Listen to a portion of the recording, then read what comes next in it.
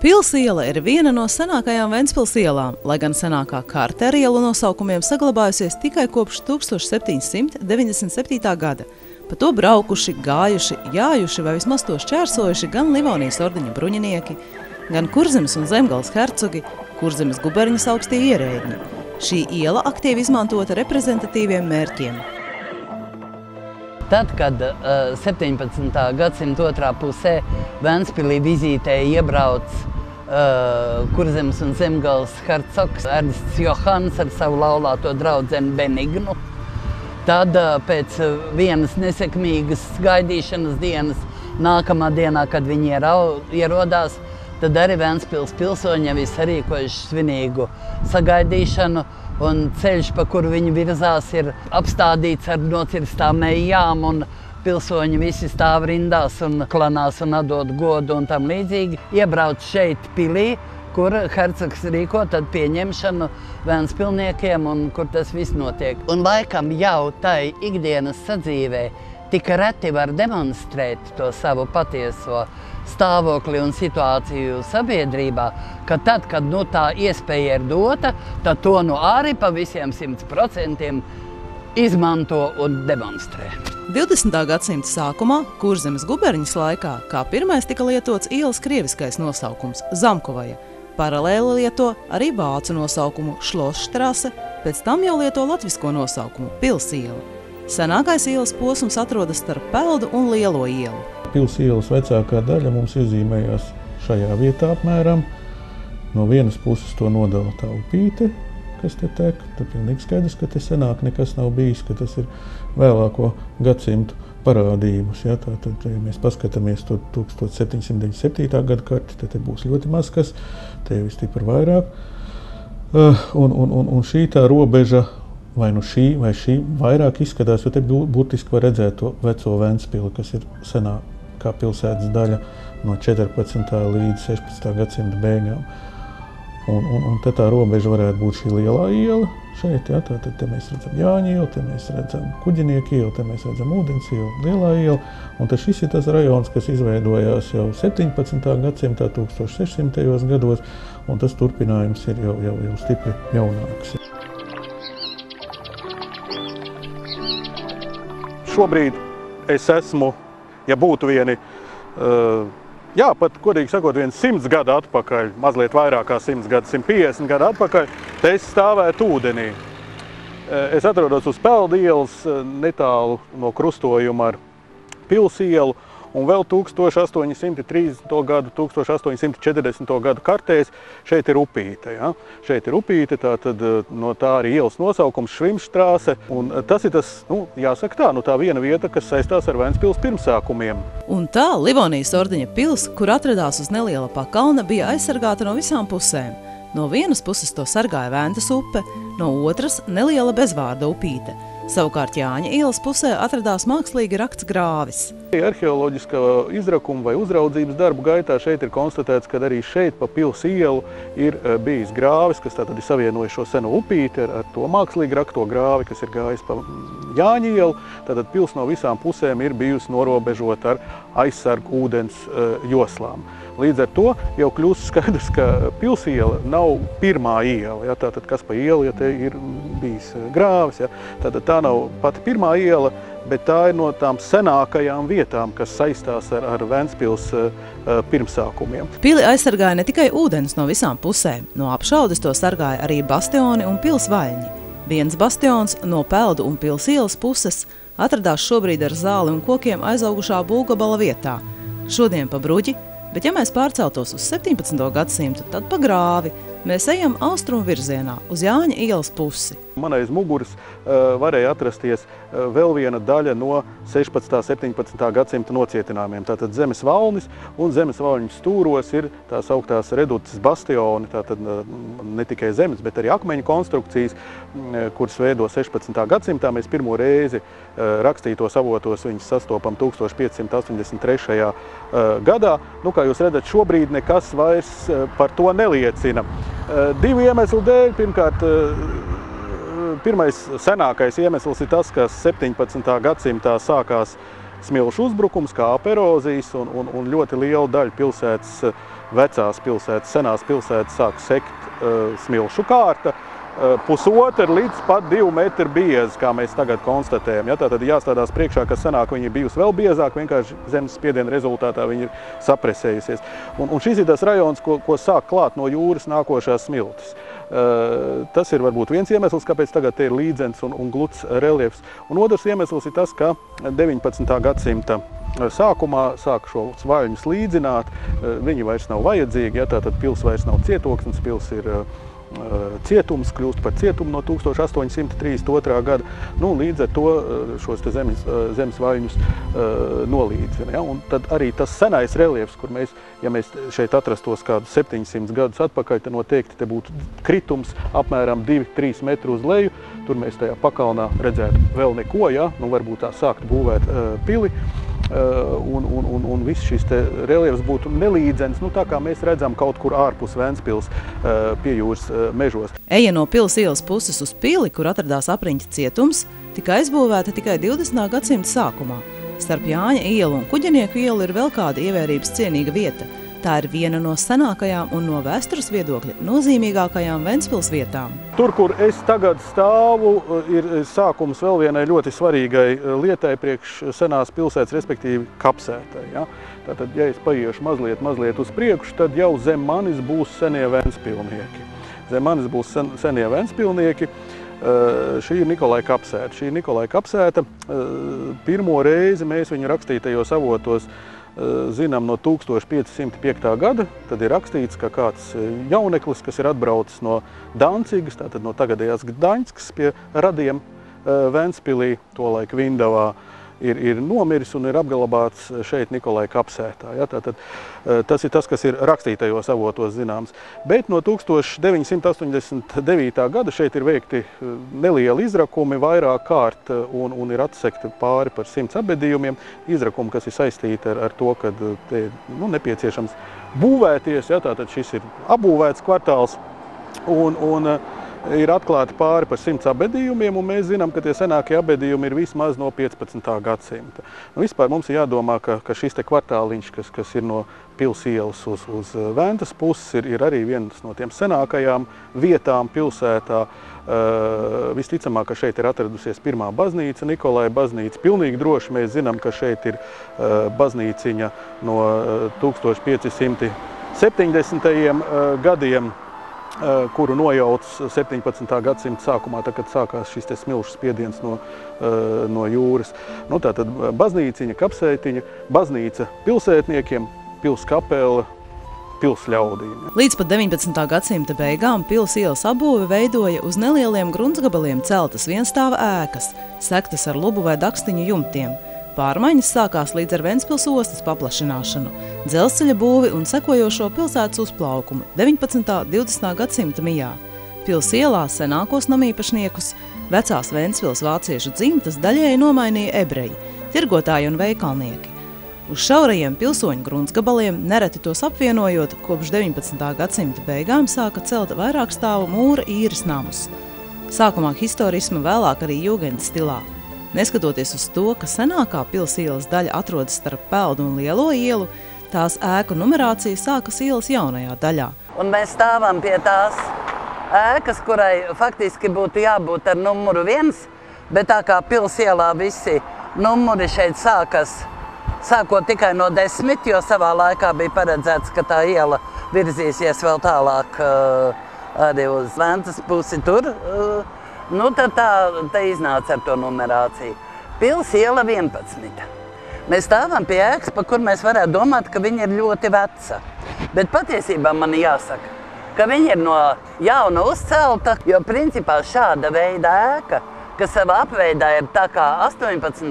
gadsimts, bet savā datētajā celtniecības laikā ir tomēr 19. gadsimts, tā bija jau nonākusi 90. gadu sākumā tādā stāvoklī, ka viņi līdz pamatiem nojauc un uz vecajiem pamatiem atveidoja šo ēku viņas tagadējā izskatā.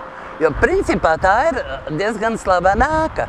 Ļoti ilgi šeit ir atradusies Ventspils navigācijas skola, jeb Ventspils jūras skola. Jūras skola nodibināta 1870. gadā un darbojās līdz 1915. gadam.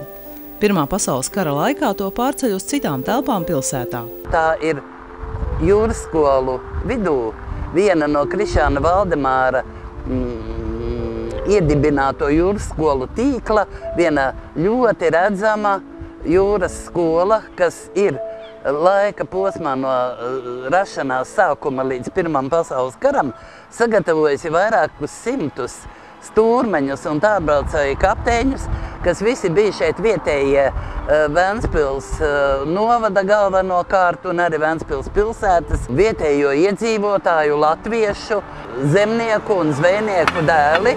2005. gadā atzīmējot jūras skolas 135. gadskārtu pie nama sienas tika atklāta piemiņas plāksne. Šodien te atrodas vientuļš bijušās navigācijas skolas nams, bet 18. gadsimtā tas slēdzās vesels būvju komplekss, skolas ēka, divstāvu nams un noliktava. Viss sagrauts, paveicies vien no koka būvētajai noliktavai. Tās liktenis izšķīries 1996. gadā, kad tika veidota vide ap restaurējamo Livonijas ordeņa pili. Tā kā projektētāji un arhitekts meklēja vietai tradicionālas formas, faktūras, kolorītu un arī materiālus, tad uzmanība tika pievērsta 18. gadsimta otrajā pusē celtajai koka noliktavai Pilsielā 11. Tobrīd ēkai jau bija iebrucis jumts. Šī noliktavas ēka, krauta no koka šķautņiem, statņu konstrukcijā ar mansarda jumtu, kurš klāts kārniņiem, vēsturiski ir ļoti vērtīga sava laika celtne. Vienīgā iespēja to saglabāt bija pārvietot uz pils pagalmu. Noliktava turpina dzīvot. Šeit stāvam pie ēkas ar tagadējo adresi Pilsielā 12 un skatāmies uz šo garo fasādi. Ventspilniekiem vecajiem, vecākajām paudzēm viņi ir ļoti labi pazīstami, jo šeit gandrīz katrs ir nācis. Latvijas laikā, pirmajos Latvijas laikos šeit bija slimo kases aptieka un slimo kase, un tā te apmeklēja dakteris. Un visus padomju laiku šeit bija pilsētas poliklīnika, un te nāca jauns un vecs labot savu veselību. Bet patiesībā šī ēka uz šī stūra kādas, protams, vecākas koka abūves vietā, kāda šeit ir bijusi jau tad, kad šī iela te ir veidojusies sakarā ar tirgus laukuma kompleksu izveidi. Un līdz šai vietai šī iela atnāk, es domāju, kaut kādos 1700. gados apmēram. Bet šī ēka ir celta gadsimta 19. 20. gadsimta mijā, ap kādu 1900. varbūt gadu piederējis Ventspils pilsonim Mateusam. Tagadējo ēku 1898. gadā Mateusam projektējis tobrīd slavenais Ventspils būvinženieris Ernests Bauls. Ēka, ko izmantoja kā īres namu, celta neorenesanses formā. Šajā celtnē pirmo reizi Ventspilī var vērot ielu stūra abūves telpisku organizāciju stūra nošaupumu veidā, kas 20. gadsimta sākumā jau būs vispār pieņemta forma. Te atradusies arī krājkase un maiznīca. Šeit mēs stāvam ar uz atbildīgi ielu krustojumu. Tas ir Pils un Tirgus ielas krustojums. Vieta, kurā satiksme ir stipri dzīva vēl joprojām. Un tāda ir vienmēr arī bijusi, jo tirgus laukums, kā mēs zinām, ir no 1600. gadu sākuma. Jau šeit tāds tiek iemērīts, apbūvēts un pēc tam ir izmantots. Šeit mēs redzam uz stūra, tā ir Tirgus iela 8, tas ir tā sauktais Stefenhāgen nams. Stefenhāgeni arī ir vieni no veciem Ventspils vācu pilsoņiem, paudzēm šeit dzīvojuši. Arī bijuši gan birģermeistari, gan rādskungi, gan tirgotāji, gan viss kaut kas. Viss šis kvartāls, kas tagad it kā ir pievienots tirgus laukumam, tā ir viņu dzīvojamā platība un arī noliktava tālāk ar garo fasādi pret Pilsielu, kas skaitās Pilsiela 14 tagad pēc numerācijas. Tā ir no jauna uzcelta 1766. gadā Stefenhāgenu būvētās vecās noliktavas otrreizējais variants, es tā varētu teikt. Šai pašā krustojumā iepretī Stefenhāgenu namam arī uz Tirgus ielas nams ar 6. numuru harmoniski papildina Pils ielu. Ēkai ir interesanta vēsture. 19. gadsimta otrajā pusē to cēlis Ulrichs Krūze, kurš tobrīd bijis Ventspils tirgotāju ģildes priekšnieks. Šī ēka ir slavena ar to, ka viņu projektējis ir Rīgas arhitekts Henriks Šērlis, kas ir slavens arhitekts, kas ir Pēterburgas Mākslas akadēmijas akadēmiķis, kas ir Rīgā projektējis desmitiem historismu un jugendstila ēkas. Mēs visi zinām, piemēram, VF veco korpusu ar Prometeju. Tas ir viņa projekts. Rīgā Valņu ielā ēka, kur 3 atlanti tur zemeslodi. Bet mēs redzam, ka arī ventspilnieki ir izmantojuši šādu tolaik jau pazīstamu arhitektu pakalpojumus. Šī ēka ventspilnieki viņu stipri ilgi pazina kā pilsētas banku. Pilsētas bankai jau vēl īpašnieka laikā iznomāja šīs celtnes apakšējo stāvu Ventspils pilsētas banka, kas ir vispār dibināta 1870. gados. Un viņa pastāvēja līdz pat lielajai ekonomiskai krīzei 1930. gada sākumā viņa bankrotēja. Un tad tas bankas toreizējais periods beidzās, un tad šeit atnāca Feliks Nātiņš, kas bija tolaik avīzes Ventas balss īpašnieks un izdevējs. Un šeit iekārtoja savas avīzes redakciju un tipogrāfiju. Tas ir jau kādā 1930. gados. Kopš tā laika Ventspils vecākie iedzīvotāji šo namu atceras kā laikraksta Ventas balss, Brīvā Venta un Padomju Venta redakciju. Izdevēju Feliksu Nātiņu 1942. gadā pēc īpašuma nacionalizācijas nošāja. Staļina laikos žurnālisti un redaktori tiek uzskatīti par bīstamiem. Šobrīd Nātiņa pēcteči namu atguvuši. Avīze gan vairs netiek izdota. Ēkā atgriezusies banka, lai gan ne vairs pilsētas. Stāvot pie šī krustojuma, uzmanību var pievērst arī kādam 2-stāvu koka namam. Šī 2-stāvu koka ēka ir bijusi veca 2-stāvu koka noliktava, kas 20. gadsimta sākumā ir pārbūvēta par dzīvojamo ēku, un apakšā tur ir vienmēr sīkas bodītes bijušas. Viņa ir ļoti problemātiska, varbūt ar savu eksistēšanu šeit, bet tas ir brīnišķīgs arī Ventspils stāvu noliktavu paraugs, kaut arī pārvērties tagad šādā dzīvojamā ēkā. Mums nav otra tāda vairs pilsētā.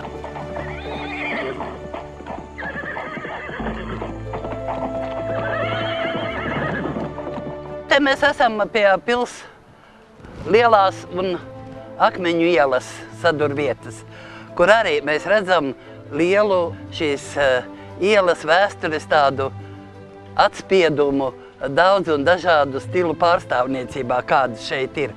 Sākot ar 18. gadsimta stūrīti, kāds vēl ir uz akmens un lielās ielas stūri, šī vienstāvu kopā salaistā dažādos periodos radusies apbūve, kas ir tā saķipināta kopā un tad kā tāds vienots organisms tur tagad stāv un arī laikam īsti nevienam nav vajadzīgs.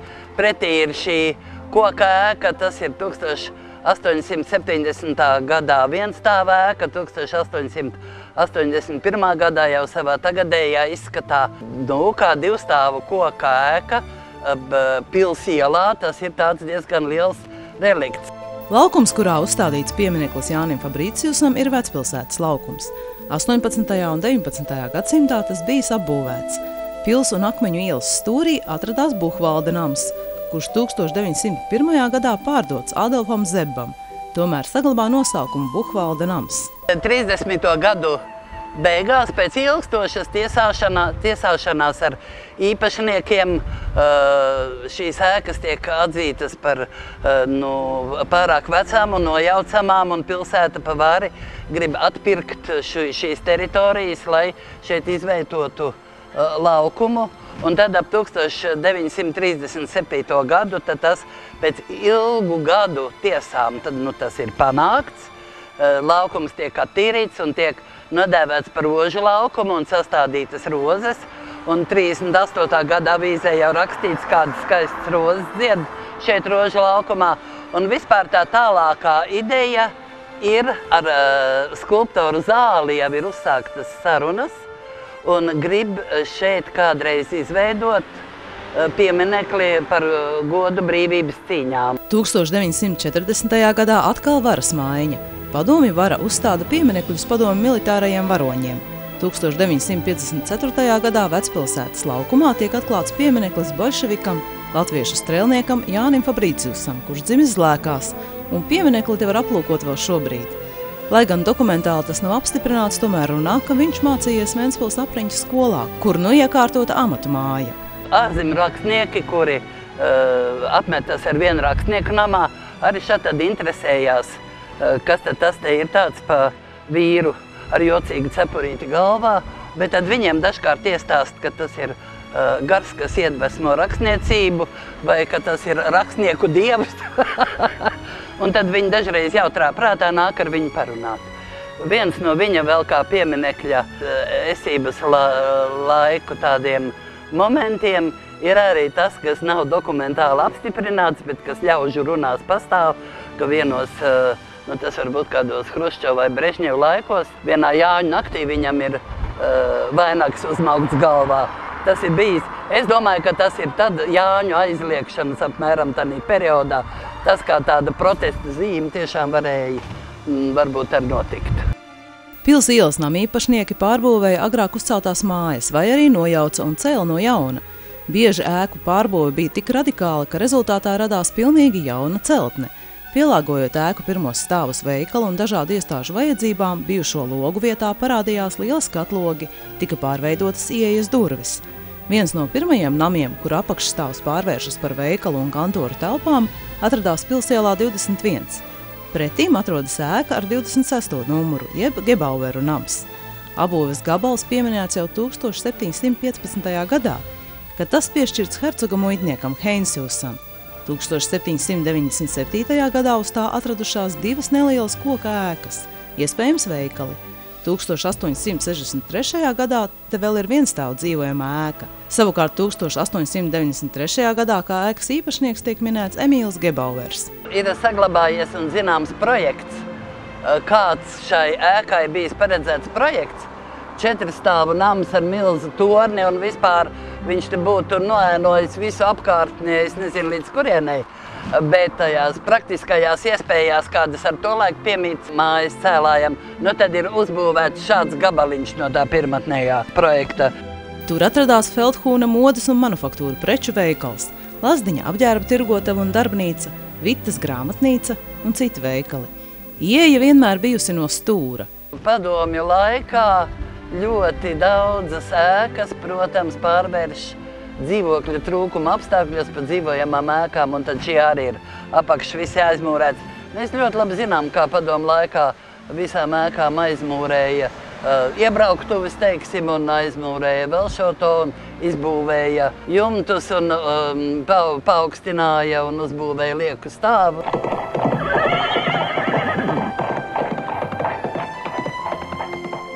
Adrese Pils ielā 28 ventspilniekiem ir labi zināma. Vairāk nekā 100 gadus te darbojas kinoteātris. 1912. gadā šī nama īpašnieks ir Rahela Jakobi. Tur atrodas Mejersona stikla preču tirgotava, te pārdeva lampas un traukus. Tepat arī Latviešu biedrības telpas, Baumaņa maiznīca un citi pakalpojumi. 1911. gada 11. aprīlī, kas togad bija otrās lieldienas, piemērojot Latviešu biedrības telpas, atklāja kinoteātri Ziemeļpols. To sauc arī par Nordpolu, pirmajos Latvijas brīvvalsts laikos par Kolizeju. Vēlāk tas pārtop par Kino Aina, padomju gados Komjaunatnes kino, tad atkal Nordpols līdz beidzot Kino Rio. Manā jaunībā, 50. 60. gadi, es jums pateikšu, bez maz 2 reizes nedēļā mainījās repertuārs. Ja vien nebija kaut kas pilnīgi šaušalīgs, kaut kāda ķīniešu filma Nocirtīsim puķi mūsas, jeb kaut kas tam līdzīgs, tad visu pārējo nāca un skatījās. Šeit es esmu piedzīvojusi brīnišķīgas, piemēram, brīžus Vēl vecās trofeju filmas gāja pēc kara ar visām Grētām Garbo un Marlēnām Dītrihām, tās te varēja noskatīties. Tad veco klasisko Tarzānu ar Džoniju Veismilleru. Ak, Dievs! Kinoteātra iekšpusē nones visus reliņus, kas atdalīja vien kas no otras publika savā sajūsmā. Un bija diezgan tā kuriozi, jo uz padomu filmām šitā ažiotāža nebija nekad. Šodien grūti iedomāties, ka agrāk šī iela bijusi viena no trokšņainākajām, dzīvākajām un ventspilnieku iecienītākajām.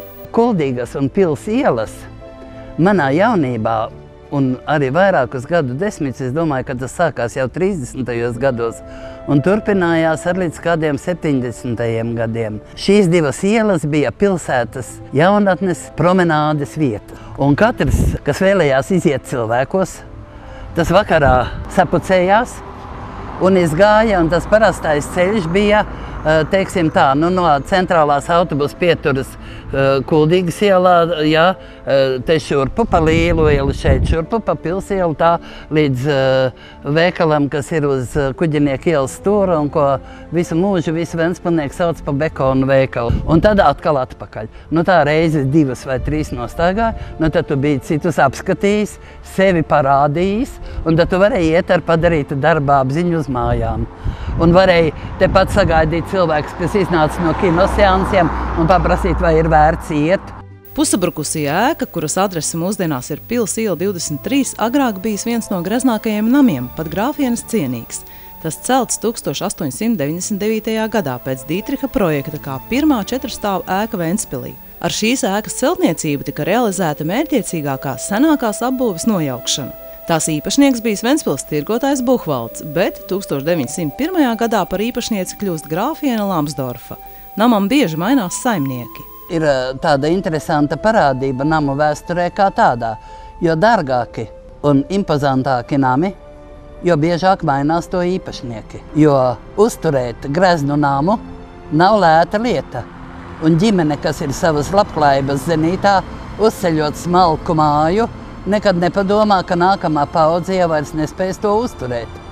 Un tātad tie īpašnieki strauji mainās. Apakšā vienmēr ir šajā ēkai bijuši veikali, augšējie stāvi ir iznomāti kā dzīvokļi, ēkas jumtu rotāja tāds stikla kupols, kas vēl padomu laikā bija kādu laiku saglabājies. Vispār ēka kopsumā ir tādās eklektikas, jeb historisma stila formās, taisīta pakaļ renesansē formās. 1998. gadā namu, kuram nepieciešams ievērojams kapitāla ieguldījums, privatizē. Ēka atradās tik katastrofālā stāvoklī, ka apdraudēja gājējus un autovadītājus. Uz laiku slēdzot satiksmi šai posmā, tika nojaukti 2 stāvi. Pils iela 27 ir šī 3-stāva ēka ar absolūti nogludinātu fasādi pretī ūdens ielai, un man ir jāsaka tā, ka tas ir demonstrācija tam, ko ar stila arhitektūru dara padomju vara un padomu laika iespējas. Sākotnēji šī ēka ir 18. gadsimta vienstāvu ēka ar mezonīnu skaista, kas te tāda atrodas, droši vien celta 18. vai varbūt 19. gadsimta pašā sākumā. 1920. gados, kā vienu no retajām ēkām šeit Vecpilsētā, viņu pārveido par 3-stāvu namu, tad te atrodas arī kino pasaciņa kādu laiku.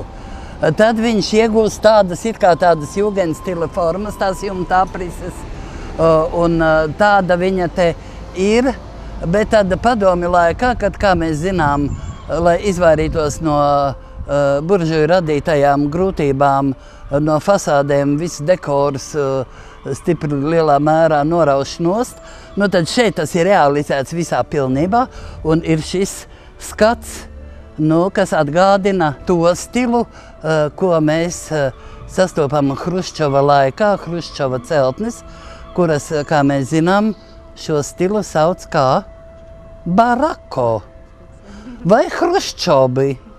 Pils un ūdens ielas stūrī atrodas 34. nams, kuru sauc par Līziņas namu. Pilsētas 1797. gada plānā šī gruntsgabala teritorija sastāv no 2 lieliem gruntsgabaliem, no kuriem viens pie pils ielas ir apbūvēts, bet otrs ūdens ielā tukšs. 18. gadsimta vidū abi gruntsgabali pieder vienam īpašniekam, bet vēlāk tie tiek vairāk kārt pārdoti. Gruntsgabalā pils ielā 34 1863. gadā atrodas 2-stāvu nams. Savā sākotnējā izskatā fasāde pret pils ielu ir turpinājusies līdz pat tagadējai mūzikas skolas sienai un veidojusi slēgtu apbūvi. Bet kara laikā te uzkrita bumba un tad šo mājas galu noardīja un tagad šī ēka ir tāda sarāvusies mazāka. Kad viņa ir izveidojusies šādā savā tagadējā izskatā, ir grūti pateikt, ir izteikti dažādi minējumi un nav saglabājusies dokumentācija par viņu. Bet man ir pamatotas aizdomas, ka šī ir tā ēka, kuru 1800. gadu otrā pusē, kura ir izmantota gan kā viesnīca, gan kā sabiedrisko pasākumu norišu vieta, kurā kā naktsmītnē apmetās Pēterburgas zinātnieks Šegrens, kas šeit brauc uz Ventspili un uz Ventspils apkārtni pētīt lībiešus, un šeit satiek Ventspilī mūsu slaveno lībieti Jāni Princi, kas tolaik īsti kā apmeties ir tagadējā Ostgala teritorijā. Bet par Līziņas māju mēs viņu saucam tādēļ, ka šī ir viena no 2 vietām, kura Ventspilī ir dzīvojusi Annas brigaderes māsa Līziņa, kad tā māsa apprecās tādu vācu tirgotāju priekšā, tad tas pārceļas uz Ventspili. Un mazā Annele tolaik ir maza meitene, viņai ir kādi 5-16 gadi apmēram. Tas ir ap 1878-77. gadu. Nu tad viņa pie tās Līziņas dzīvo.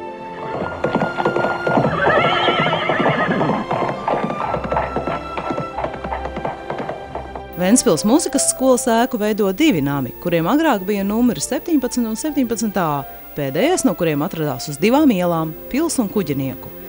Tagadējā ēka Pils ielā 38 celta 1910. gadā un 1912. gadā kā īpašnieks norādīts Lejiņš. Te atradusies izdevniecība Vindovskiļi Stok.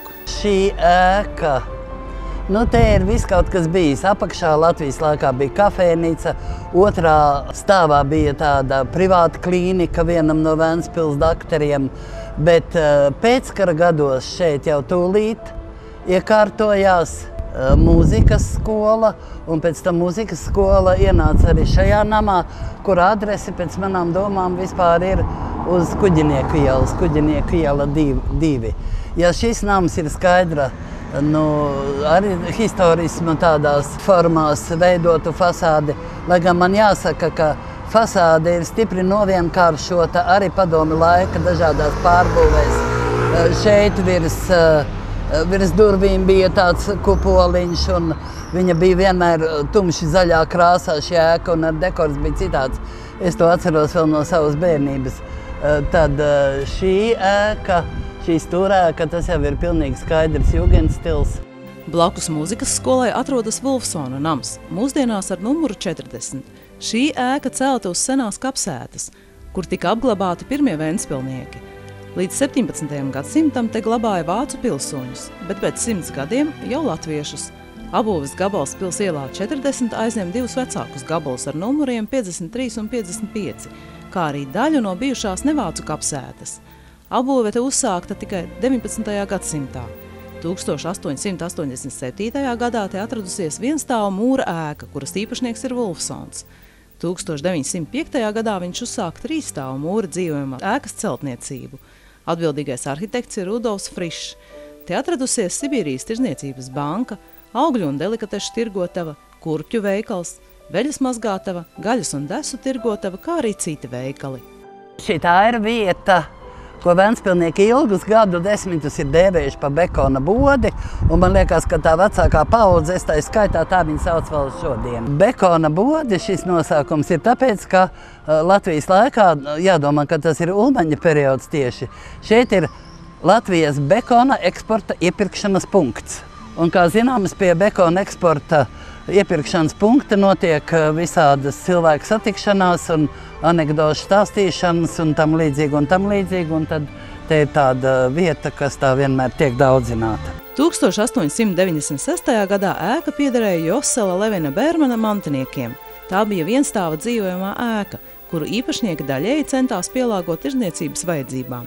1898. gadā pēc Dītriha projekta iecerēts būvēt divstāvu dzīvojamo namu ar tirzniecības vietām pirmajā stāvā. Vēlāk, jau 1908. gadā projektu izstrādā Bauls, un tas tiek realizēts, izņemot atsevišķas detaļas, kupolu un dažus dekoratīvos elementus.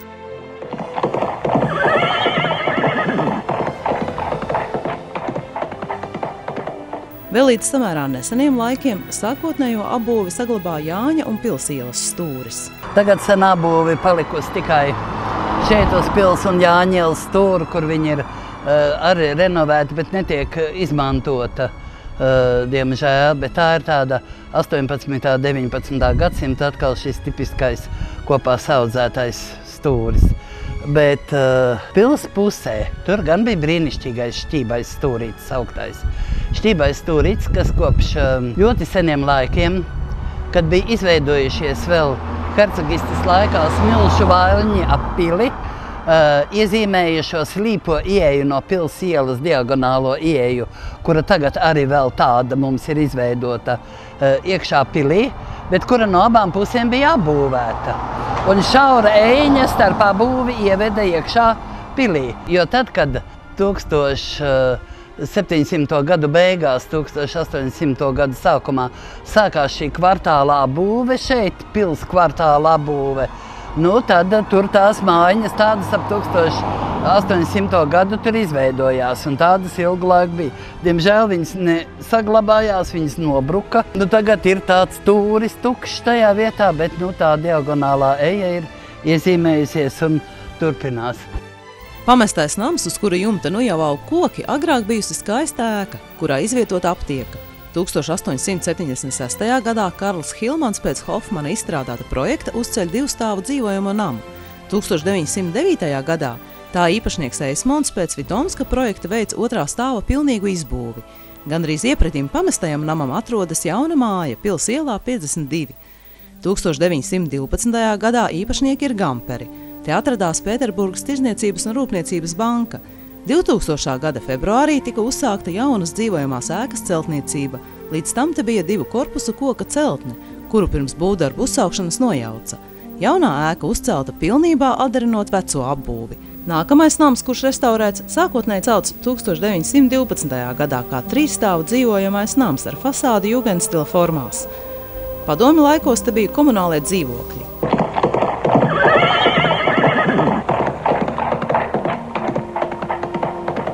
Pils ielas gals par pilsētas teritorijas daļu kļūst daudz vēlāk, bet pamazām vien šeit attīstās apbūve. Ozgalam augot, loģisks ir arī Pils ielas turpinājums līdz pat Vasarnīcu ielai. Šis posms ir diezgan reprezentatīvs 20. gadsimta sākumā. Te ir vairākas divstāvu ēkas. Viena no tām ir tagad pilnīgi necila ķieģeļu mūra fasāde, kur 20. gadsimta sākumā ir ļoti populārā Jankovska un Šunēvica fotodarbnīca tur atrodas. Tā mums ir pazīstama, tuva un mīļa, tāpēc, ka šis fotogrāfu pāris ir safotografējis ļoti daudz Ventspilnieku portretus, kas ir tagad pie mums muzejā, un arī Ventspils skatus droši vien, un tā tālāk, un tā joprojām. Un tā fasāde tolaik ir impozanta un arī tāda, historicisma stilā saķipināta, jo tolaik tā vien liekas, ka jo raibāk un smalkāk, jo vispār ir labāk, vai ne? Tukšs laukums šai pašā ielas malā ar akurāti iesētu zālāju vairs neliecina par to, ka agrāk te atradās divstāvu mūra ēka, kurā ilgus gadus darbojusies viena no Ventspils pamatskolām. Brūkošā skolas ēka tika nojaukta padomju gados. Pils iela beidzas pie Avotu akas. Avotu aka netik daudz pieder varbūt pie Pils ielas, kā viņa pieder pie vecās ziemas ostas.